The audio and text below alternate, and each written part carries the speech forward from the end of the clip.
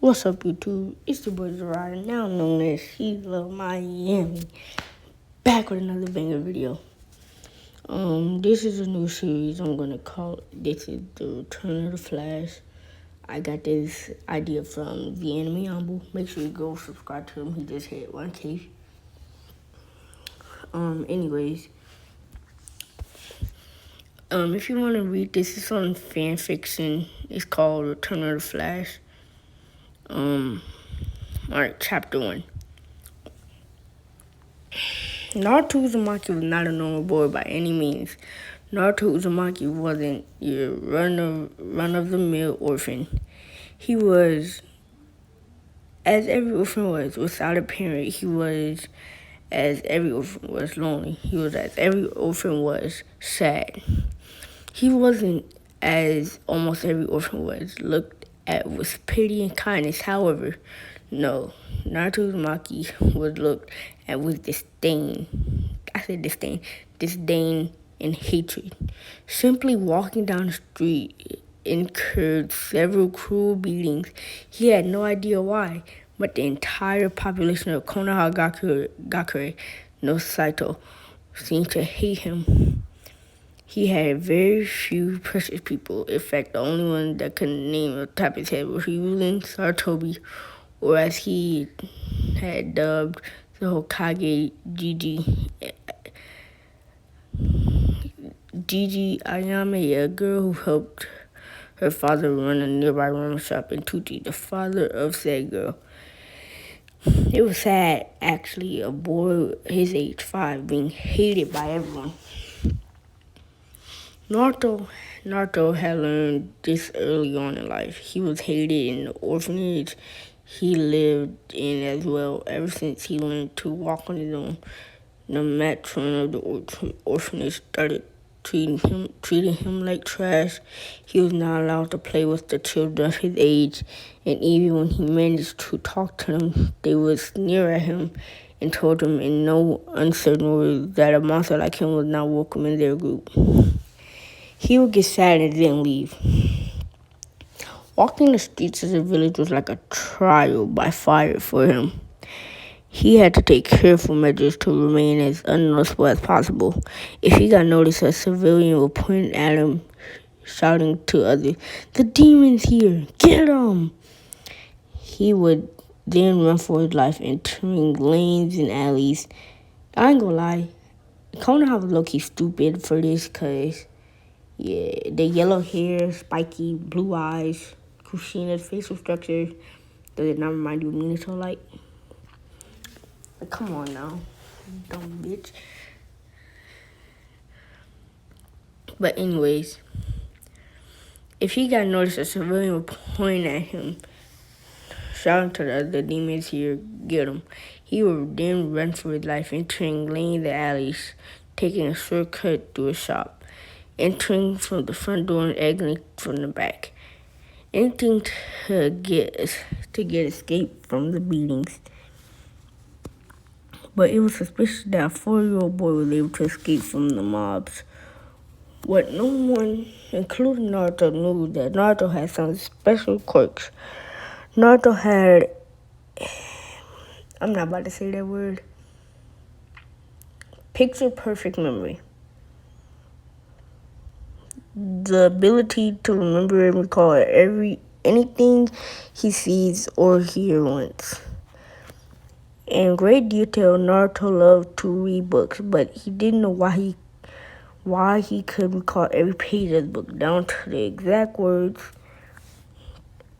He found it very useful and abused it shamelessly. Reading all the books he was allowed to, and then some, without telling anyone, of course. He didn't tell this to anybody, not even Gigi, fearing if this got out, he would get beaten for having freakish traits. But he also discovered the downside of having such an ability. One day when he was running from the mob, he accidentally entered an alley that had a jelly, and there was no escaping from him that day. He was punched, kicked, one on every part of his body until he fell unconscious, where he woke up very mysteriously in his room at the orphanage, healed up, He was very happy he did not die. However, when he tried to sleep that night, the beatings came back in full force in the form of nightmares. Because of his ability, where am I at? Because of his ability, he experienced the beating down to the last detail. He couldn't sleep peacefully for several nights. Hold on, I'm kind of give me something to read.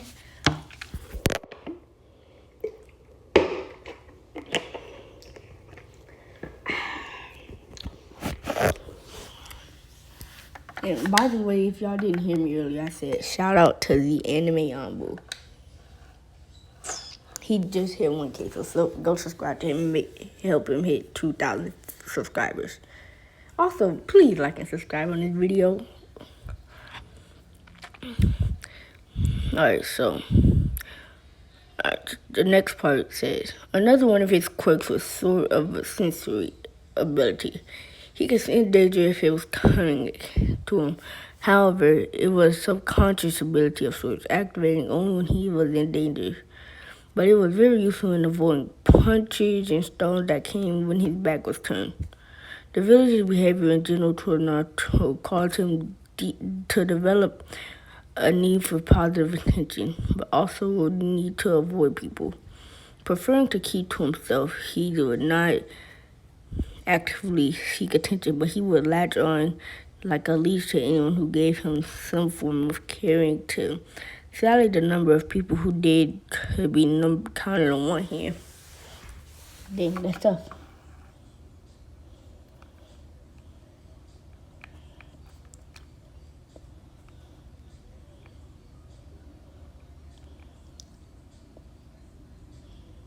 Alright, let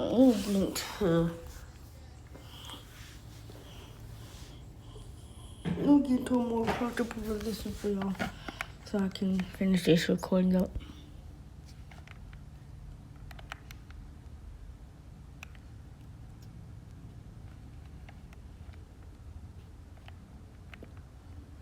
Hold on, I'm watching a YouTube video. So.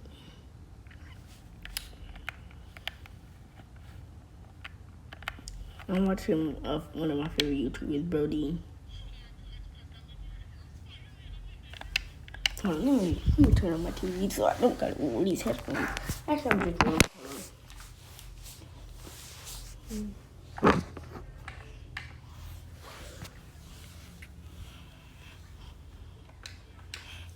Alright, so here's the next part. That was the reason he turned to books. At least they didn't attack him outright and allowed him to read them. Almost no one wanted to associate with him, leading him to take refuge in books. They became his best friends, always making him smile when he learned something new. Naruto had to force himself to learn reading and writing, as the teachers at the orphanage did as much as they could to help him. They would simply thrust the books in his hands and go away to help other children. He learned earlier not to ask questions, receiving physical punishment whenever he did. He had read about various topics, but one thing stood out to him was the topic of Hokage. How the Hokage was the most powerful shinobi in the village, and he was responsible for the village's safety. He read how the shoutout Hokage was his unique Kekkei bloodline limit from Mokuton, the wood release. He was said to be the most powerful shinobi of his time, known as Shinobi no Kami, the god of shinobi. Hashirama Senju, along with Maru Uchiha, were the two main founders of Konoha. Ironically, both were also bitter enemies, with Hashirama having to kill Maru to protect the village. The Nin Daime Hokage, Tobirama Senju, was the younger brother of Hashirama. He was and still hailed as the most powerful Suiton user of all time. He created the famous Hiraishi no Jutsu. He was the one who started the Ninja Academy. Naruto took a liking to the one who started the Ninja Academy. Look, Naruto took a liking to him, as he loved anything that was even remotely associated with speed. The Sun Daime Hokage, Hiruzen Sarutobi, that was his Gigi, was known as the Professor because he could use all nature transformations and had unsurpassed knowledge of ninjutsu. Knowing all the techniques in Konoha save for clan techniques. He also shared the title of Shinobi no Kame with Hashirama, because in his prime he was the strongest of all Kages. Naruto was astounded how powerful was the man he called his Gigi. Sarutobi was also the sensei of the Densetsu no Sani, the three legendary ninjas who were among most powerful shinobi in the world. The young Daime Hokage was the one who became his favorite, to the point Naruto considered him as his idol, aspiring to be like him in Tsunamikaze when he was, was considered the strongest of the Hokages and arguably the most dangerous man to have graced the world of shinobi, known as Konoha no Kirisenko. He was also considered the fastest shinobi to have ever lived. He was famous because he took the Harashi no Jutsu, that the Nindame, to levels unheard of. He was the one who single-handedly ended the Third Great Ninja War, the Third Great Shinobi War, finishing of 1,000 Iwa shinobi by himself in the Battle of Kanabi Bridge. Naruto also took note that the young Daime suspiciously looked very much like him if he grew up. Naruto compared their physical traits, most specifically those that stood out the most. They were both blonde, the hair color being near identical, with Naruto's a shade brighter, but the eyes were what took him by surprise. Those azure blue-eyed shades were what had him as well. Looking back at him in the mirror every day, he became even more suspicious. During one of his outings, when his Gigi came to take him to Ichiraku ramen that he loved so much, he asked him what it meant to be Hokage. Flashback.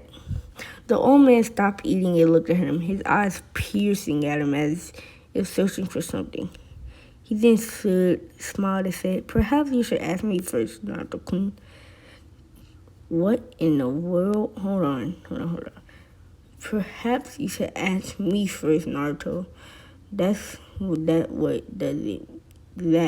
What does it mean to be a shinobi? Looked surprised for a moment, recovering. What does it mean to be a shinobi? This time, Gigi answered, "To be a shinobi means to endure. A shinobi is one follow or lead others into any darkness and work together to overcome that darkness and make it out to the other side. A shinobi walks toward danger when everyone else is running away. That is because it's the duty of a shinobi to look at any that is It's the duty of shinobi to look at any foe and simply say, "Bring it." That is because shinobi exists to protect those who can't protect themselves. Naruto had a look of wonder on his face. He had no idea Gigi was that wise. An answer like that changed Naruto's entire view of shinobi. At first, he thought that being a shinobi only meant performing cool jutsu and fighting in the name of your village. He had no idea the answer would be this deep in meaning. Sarutobi looked at Naruto and mentally smiled. He knew about Naruto's treatment by the villagers and his drive to be Hokage. He mused.